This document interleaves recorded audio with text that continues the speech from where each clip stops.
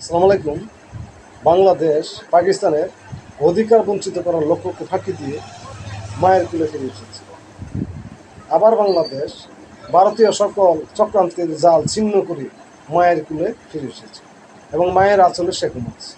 এখন যদি আমরা তাকে শান্তিতে ঘুমাতে না দিই, সে যদি বৈরী আচরণ শুরু করে, তাহলে আমাদের অনেক ক্ষতি হওয়ার সম্ভাবনা আছে এবং আমরা পিছিয়ে পড়ব।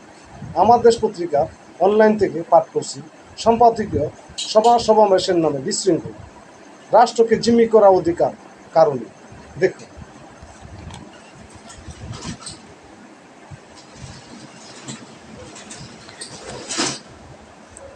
অন্তর্বর্তী সরকার দায়িত্ব গ্রহণের পর থেকে বিভিন্ন পেশাজীবী সংগঠন ও শিক্ষা প্রতিষ্ঠানের পক্ষ থেকে নানা ধরনের দাবি দেওয়া নিয়ে রাস্তায় প্রতিবাদ বিক্ষোভ করা হচ্ছে।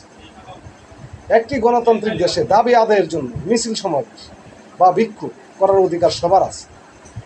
অন্তর্বর্তী সরকার গণতান্ত্রিক দৃষ্টিভঙ্গি থেকে এসব দাবি আদায়ের কর্মসূচিগুলি দেখছে। অনেকের ন্যায়সঙ্গত ও ন্যায্য দাবি মেনে নেওয়া হয়েছে, কিন্তু দুর্ভাগ্যজনক ব্যাপার হলো দাবি আদায়ের নামে এখন সরকারের স্বাভাবিক কাজকর্ম ব্যাহত করা হচ্ছে। কথায় কথায় সচিবালয় ও প্রধান উপদেষ্টার বাসভবনের সামনে বিক্ষোভ সমাবেশের ডাক দেওয়া হচ্ছে, যা কোনোভাবেই গ্রহণযোগ্য নেই। আমার দেশ পত্রিকার মূল অংশ পাঠ করলাম। এই আন্দোলনের কারণে যানজটের সৃষ্টি হচ্ছে এবং আমাদের চলাফেরা, ঢাকা আসা যাওয়া আমাদের কষ্ট হচ্ছে।